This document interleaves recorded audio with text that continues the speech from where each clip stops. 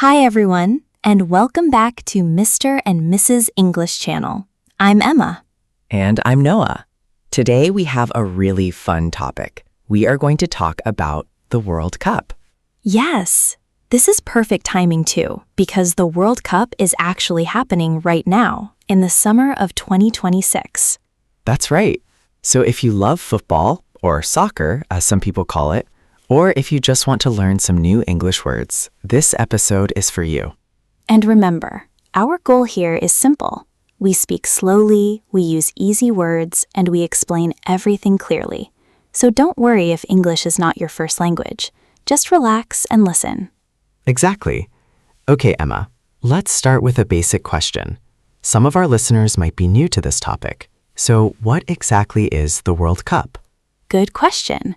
The World Cup is the biggest football tournament in the world. It happens every 4 years, and national teams from many countries compete against each other. Compete means they play against each other to win, right? Exactly. And the goal is simple. Be the best team in the world. Only one team can win the trophy. And this year, in 2026, the tournament is special because 3 countries are hosting it together. That's right.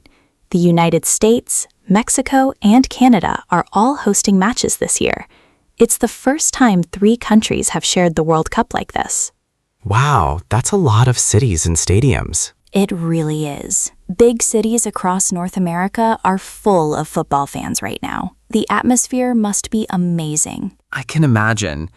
Okay, so quick vocabulary moment for our listeners. Host means to organize an event in your country. So we can say the USA is hosting the World Cup. Nice one, Noah. Another useful word is tournament. A tournament is a series of games where teams compete to find one winner. Good. Now, Emma, why do you think football, or soccer, is so popular around the world? Honestly, I think it's because it's simple. You just need a ball and some space. Children play it in small villages, and adults play it in huge stadiums. Everyone can understand the game, even without speaking the same language. That's a great point. Football really does connect people. When the World Cup happens, families and friends sit together to watch the matches, even if they don't usually watch football. True. My grandmother doesn't normally watch sports, but during the World Cup, she suddenly becomes a big fan. That happens in so many families. Okay, let's talk about this year's tournament a little more. What do you know about it so far? Well, this World Cup has more teams than ever before. Now, more countries get a chance to play on the biggest stage. Some smaller nations who never played in a World Cup before are now competing against football giants. I love that. It's exciting to see new teams have their dream moment. For example, a small island nation made history this year by reaching the World Cup for the very first time, and fans everywhere were talking about it. Yes, stories like that are why the World Cup is so emotional. It's not only about famous stars, it's also about new teams showing the world what they can do. Speaking of famous stars, let's use a new phrase here, household name. A household name is someone so famous that almost everyone knows them. Good example. Players like Messi and Ronaldo are household names. Even people who don't watch football regularly know who they are. Exactly. And this World Cup, fans are watching closely to see if these legendary players can add more unforgettable moments to their careers. It's amazing, really. Some of these players have been playing in World Cups for almost 20 years, and fans still get excited every time they touch the ball. Okay, Emma, here's the fun question. Do you have a favorite team in this World Cup? That's tough. I usually support a few teams, not just one.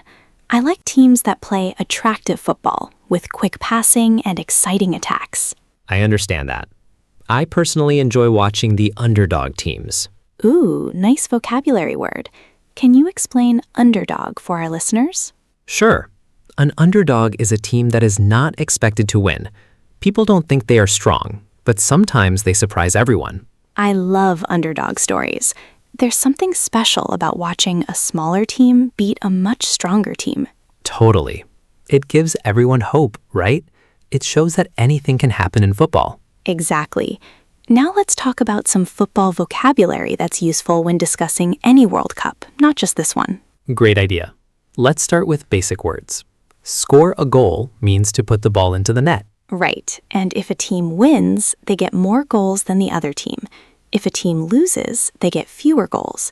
And if the score is equal at the end, we say the match was a draw or it ended in a tie. Good ones. What about the structure of the tournament? Can you explain group stage and knockout stage? Sure. In the group stage, teams are placed into small groups. They play matches against the other teams in their group. The best teams move forward to the next stage. And that next stage is the knockout stage, right? Yes. In the knockout stage, if your team loses, you're out of the tournament. There's no second chance. Every match really matters. That must be so stressful for the players and the fans. Definitely. The pressure becomes much higher in the knockout stage. One mistake and your World Cup dream is over. Let's add a few more useful phrases.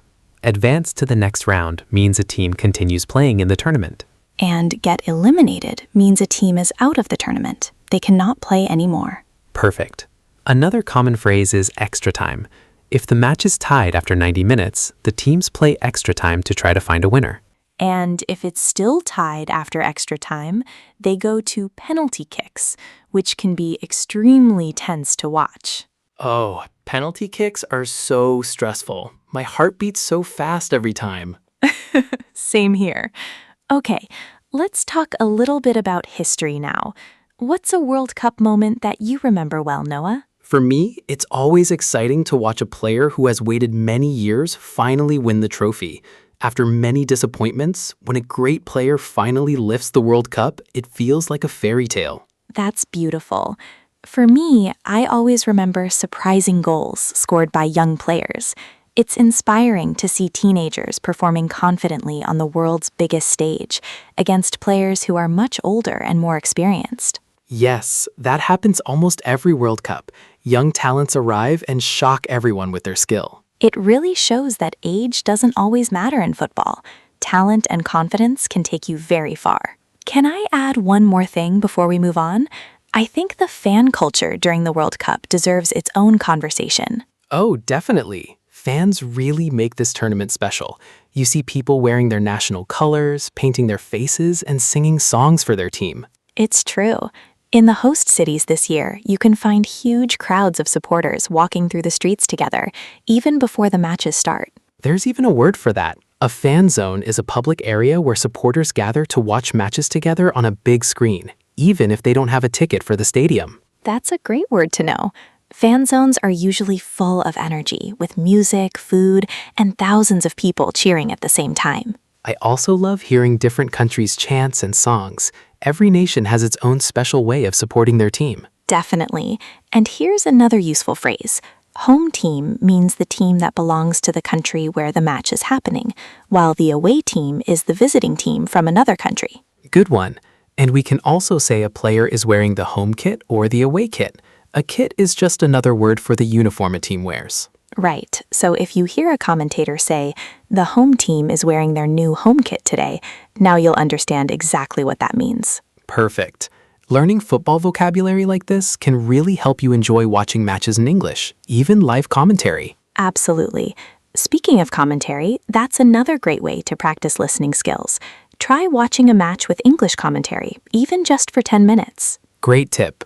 At first, it might feel fast, but your ears will get used to it quickly, especially if you already know some football vocabulary. Exactly. Little by little, your listening skills will improve and you'll start understanding so much more. Absolutely. Okay, let's switch back to this year's tournament. The knockout stage is happening soon, or maybe it's already started by the time people listen to this episode. Right. Things are moving fast.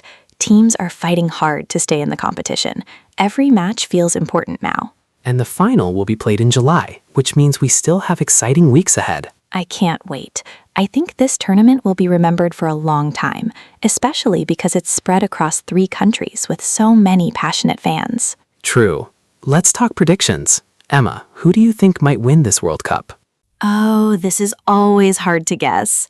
I think a team with strong teamwork and experienced players has a good chance. But honestly, anything can happen. I agree. Football is unpredictable.